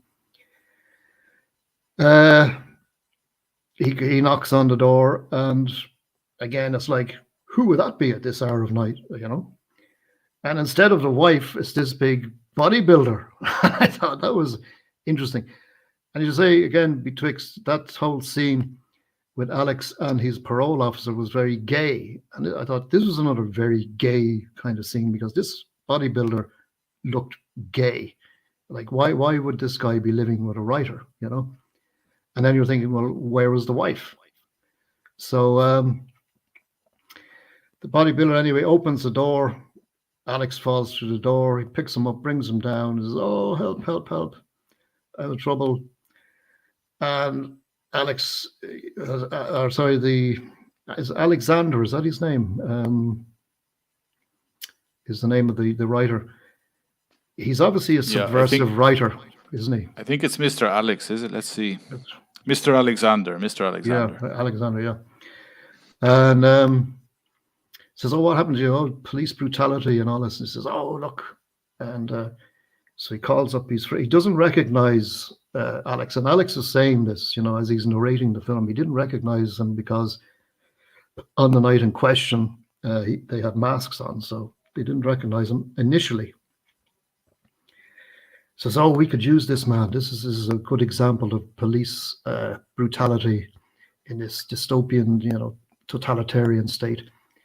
So he's obviously a part of a organization, an underground organization, who were writing magazines and stuff to kind of get out there to the people that were living in this brutal totalitarian regime. And this is what they're doing to people. And they were going to use Alex as an example. But then Alex goes, they say, "Okay, Alex, you're badly hurt and you're wet.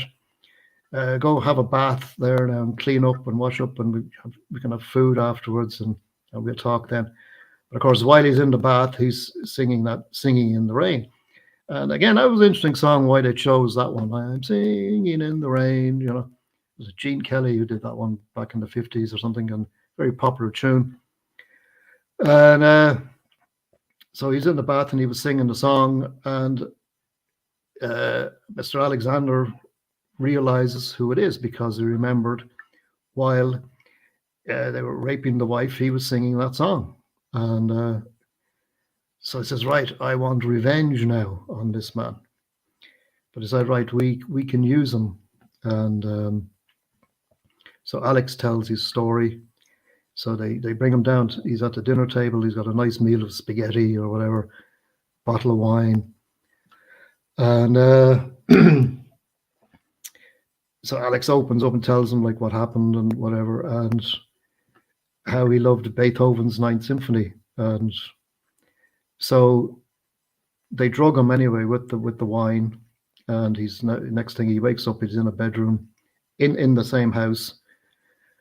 And he doesn't know where he is. And then the next minute he hears Beethoven's Symphony, and that kind of sets him off, like, because this is a piece of music that he absolutely adored, and now he can't stand it. And it's like a form of torture. And he's hammering on the floor, switch it off, turn it off, you know. And of course he's putting it up louder and louder. And Alex then he says, "Right, I'm out. I'm going to snuff myself." He says, "I'm going to snuff myself," and jumps out the window. And you think, you know, a fall like that, it seemed like a big fall that would be it. But incredibly, he survived and then ends up in the hospital. And obviously, when he was in the hospital, he's all up in bandages and all the whole thing, and they let him recuperate.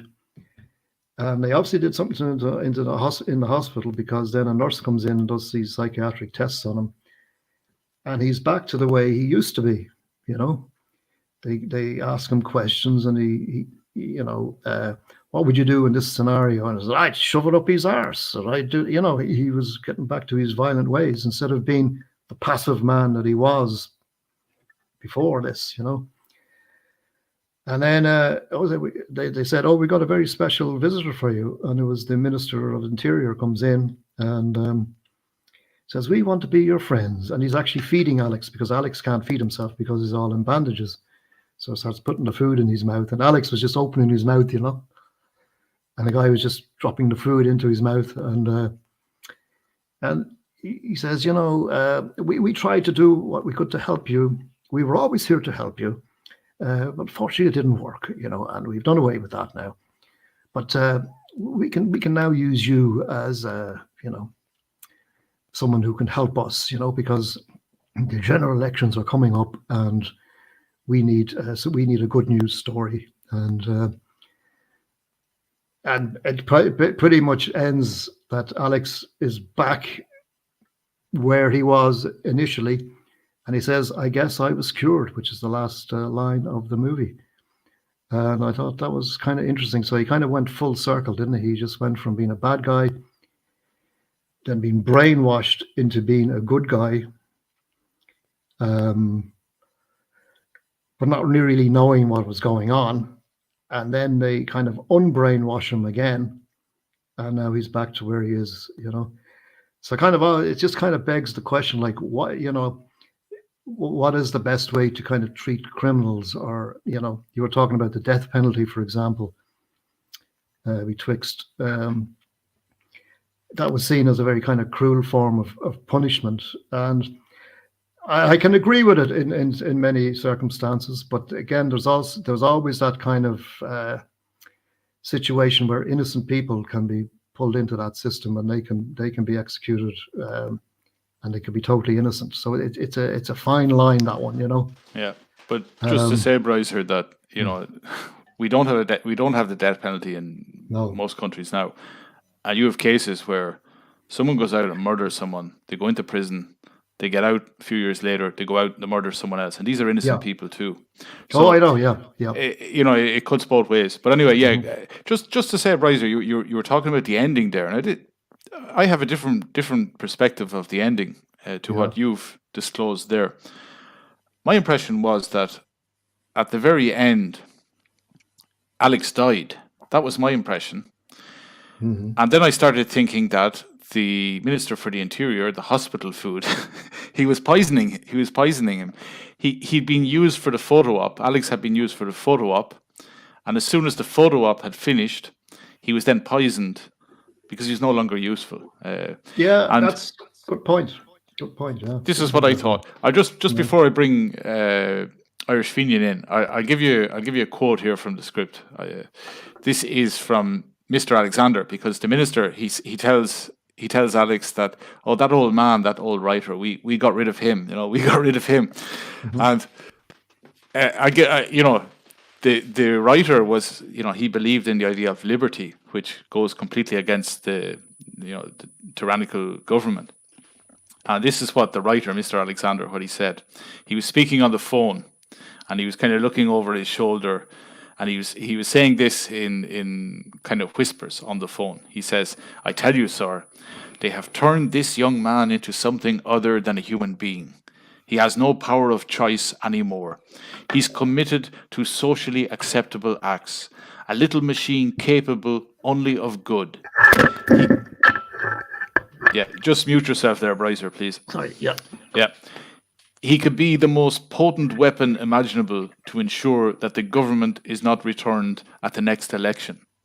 The government's great boast, as you know, sir, is the way they have dealt with crime in the last few months, recruiting brutal young roughs into the police, proposing debilitation and will-sapping techniques of conditioning. Oh, we've seen it all before in other countries, the thin edge of the wedge. Before we know where we are, we shall have the full apparatus of totalitarianism. This young boy is a living witness to these diabolical proposals. The people, the common people, must know, must see. There are rare traditions of liberty to defend. The tradition of liberty means all. The common people will let it go. Oh yes, they will sell liberty for a quieter life. That is why they must be led, sir, driven, pushed. Thank you very much, sir. He'll be here, unquote.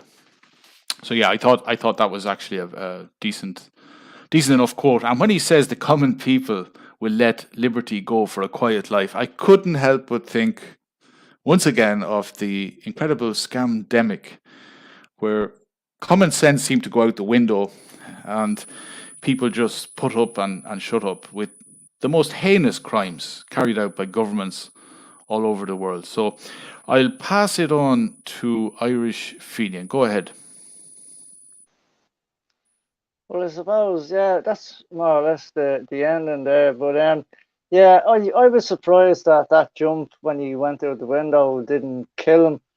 But maybe, as you said, like yeah, that minister for Interior was trying to kill him at the end, because you could see all the headlines. You could see oh, government in trouble, minister, wanted for crimes. This, you could see all that. But yeah, after while he was all bandaged up there, and when he was coming around, you could see the doctor and the nurse were going at it, and but you couldn't see it, but they came out, and you just see her, like, just to pull up her hips and all that. But he wakes up, he does, and yeah, you see then the minister for Interior, then he then comes in, and it's very weird looking. Like, he's like a little child, and he keeps opening his mouth, for every little piece. And I was thinking there, like, yeah, like, and then you see a lot of paparazzi there, just coming in, like all the cameras, and so that was like, he was just being used there. Whether he was being poisoned, I'm not sure, and but he was being used there, and it was mad the way, like, after the government, fecked up, like, that the establishment now needs him. You know what I mean? They need him to get the headlines going, and he was like holding the minister's hand, shaking his hand and all that kind of way, and so he was doing what he was doing. Whether he was poisoned, I don't know. Maybe, yeah, he probably was. But I kind of thought, though, at the ending, because you kind of see him with there's people around him, or maybe it's kind of a dream, kind of a sequence thing, but he was there with a naked woman, and he had no problem, doing anything. He was like, I think, it was needed, like that bang on the head from the fall probably undone all that, work, that was brainwashed into his head. That's another, I don't know, could be another way of looking at things.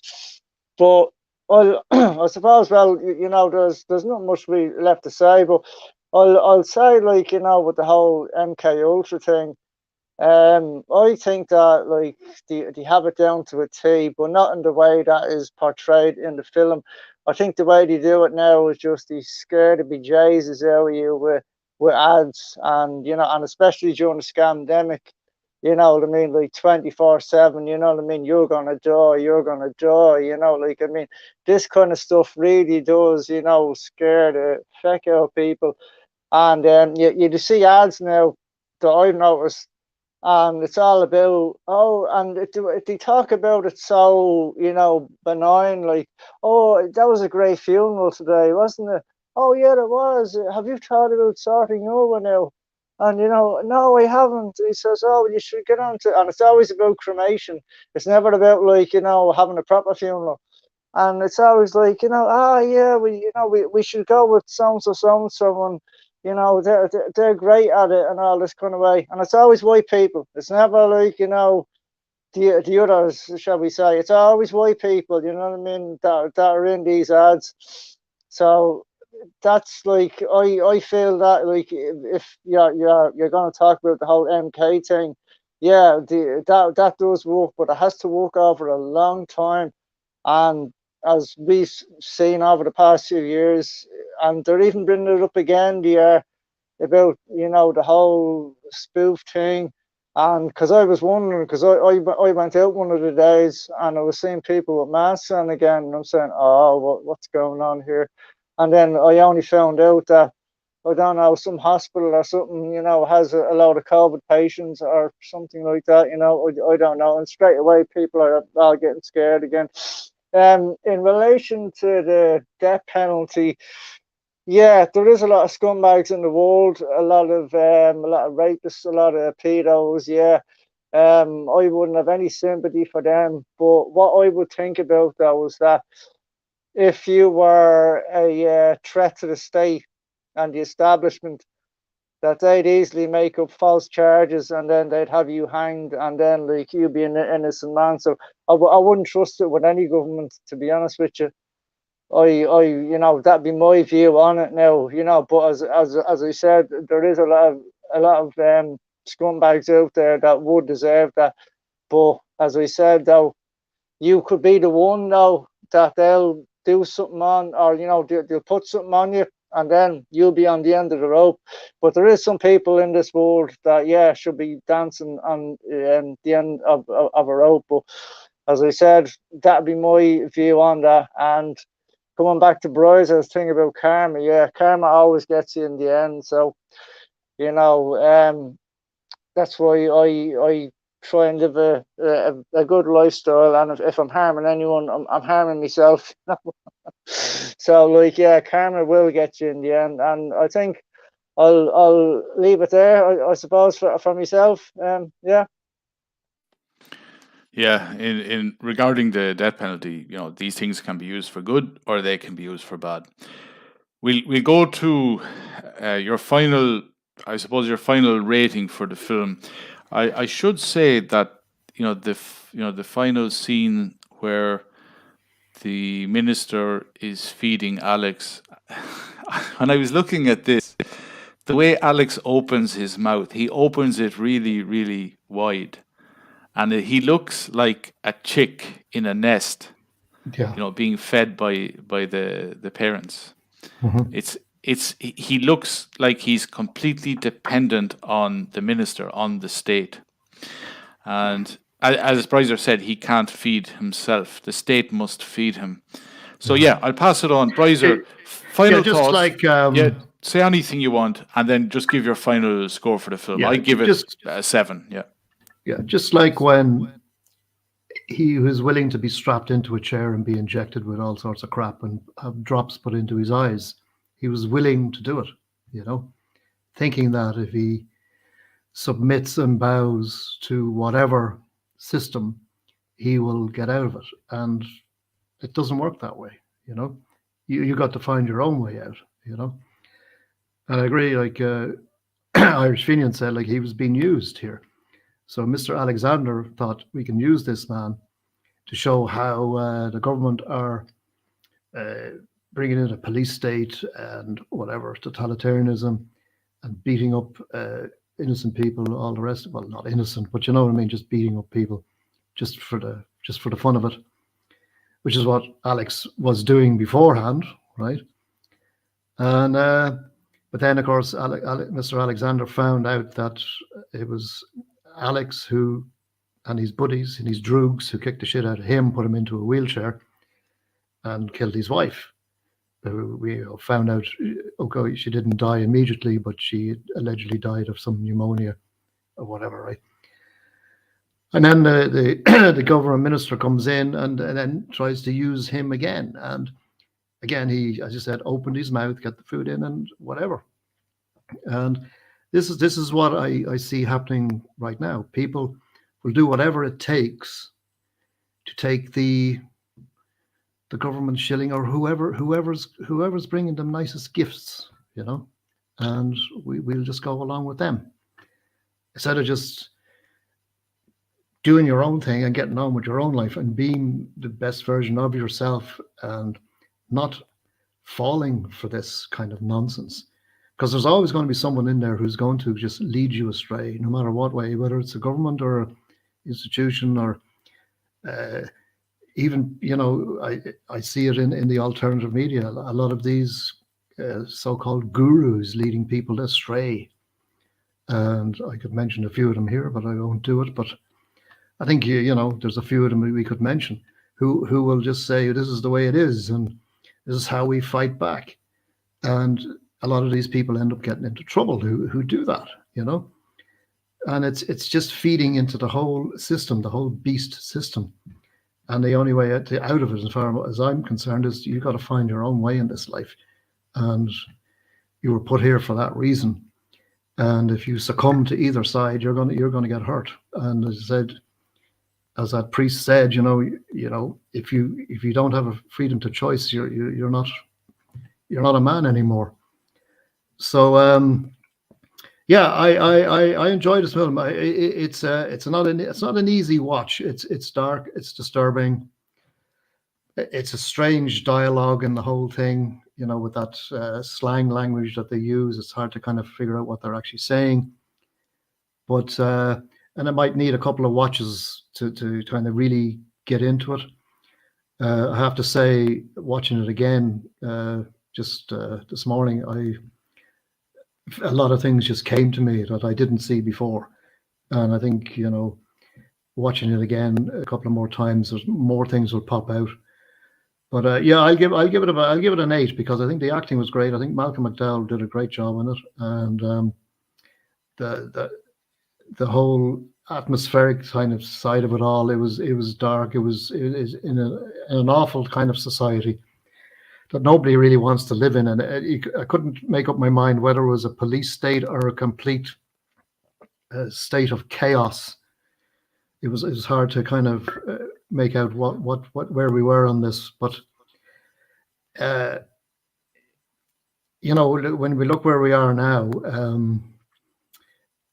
people are coming very disillusioned with politics, and we're going to get more people kind of saying, well, maybe this is the way we should do it, and that's the way we should do it. And a lot of people, these people don't have a clue really. They're full of ideas, but they're not backing it up with anything, you know. So we got to be careful where we go from here and not fall for the next thing, whatever it is. We got to look at this stuff, question it, and realize within ourselves who we are and how we can deal with this. And I think if we do that, I think we can get through it. But the film that was made back in the early 70s, you know, again, Kubrick has a habit of doing this. He gives us an idea what might be happening in the future, and there's a lot of things in that movie which we're kind of seeing now. So yeah, so I enjoyed it. I'll give it an 8 out of 10, and thanks for inviting me on for this one. Thanks for coming on, Brizer. So I'll pass it on now to Irish Fenian. What would you give it out of 10? Oh, I think I'd give it an 8 out of 10 as well. You know, it was a very good film. I hadn't seen, as I said, it got over 20 years. And the last time I looked at it, you know, like with a few lads, it was like one of them funny, like it was like a funny film. It was, but watch, and you know, you know the way you only gave me, you sent me a thing last night. Oh yeah, we're gonna do this tomorrow and all, and I only actually watched it a little earlier, so you know I might have missed out on a lot of things, but yeah, no, it was very good. It was very dark though. Yeah, and as Brizer said before, it's not the type of film to be, you know, if you have young kids or anything like that. I think you would want to be, you know, showing them that. Do you know, I had to laugh. I was coming back there the other day, and because do you know the way that there's these incels now, and you have all the, you know, they be playing with their Star Wars things and all that kind of way. But they say, oh no, once it's for over 18s, you know, it's it's not for kids and all that. And I seen there was a couple of kids just, you know, a couple of doors up from me, and they were making they had one of them Chucky dolls, you know, the good guys. And whenever he was saying, I think he was saying, I'm a good guy, you know, when he pushed it out. But it was like you kind of putting on the show for, you know, me and friends, you know. And then like they went to the garden, and they put it on again, and I says, oh, is that a good guy, is it? I said, oh well, you want to be careful with him when you're asleep at night, I said. And then the little girl shouts down, like, you know, oh, we won't sleep tonight and all that. And I'm saying, well, like, if these dolls are for over 18s, what are children doing with them? And they obviously seen the film, you know. Well, I mean, I seen the film when I was younger as well. But I just thought that was funny the other day. But yeah, back to the film. Yeah, like I totally see it in a different view now, you know. It's not the same as like when I watched it years ago, or well, I wouldn't have even watched it properly years ago, you know. It was one of them films years ago. But yeah, as I said, I'd probably give it an 8 out of 10. I'd say, yeah. There's a lot of good a lot of things in it, like the sound when like there's when they're doing the scenes, all the classical music playing over it, it kind of like nearly throws you off. It does. It's like, you know, it's a bit weird in that sense, and yeah, it's just it's one of them films that like it really catches you, like, you know. But it's it really is mad though, like, you know, like watching it again, you know, for the for the second time only. But yeah. So I'll throw it out to Betwixt. That's me done, I suppose. All right, thanks, Irish Fenian. Links to the lads. Well, in the case of Brizer, it'll be his Twitter, and in the case of Irish Fenian, his YouTube channel. They will be in the description of this video. Follow Brizer on Twitter. He puts out good tweets, very good memes. Sometimes you don't see him for perhaps a week on Twitter, and then he sends about 100 memes out in 5 minutes. That's the kind of guy he is. Yeah. When I get that mood on me, I just go mad, you know. Yeah. It's and then I just sit back and just watch the reactions, you know. Yeah. It'd be like, you know, over on BitChute anyway. If anyone cares to check it out, we got some absolute head cases in the comment section, and they didn't like the fact that we cast out on the moon landings. But anyway, we won't get into it now. But if anyone is interested, Irish Fenian's YouTube channel, check that out as well. There's some good movie reviews over there. I think I did some of them with him. Brizer joined us for Lord of the Flies, so that's there on Irish Fenian's YouTube channel. Guys, I will leave you. I'm gonna read you these chilling words, very, very chilling words, and that will be the end of the stream. Make sure you like it. Make sure you share the stream around. And here are these few chilling words, guys. I'm singing in the rain, just singing in the rain. What a glorious feeling. I'm happy again. I'm laughing at clouds, so dark up above. The sun's in my heart, and I'm ready for love. Let the stormy clouds chase everyone from the place. Come on with your rain, I've got a smile on my face. I'll walk down the lane with a happy refrain, just singing in the rain.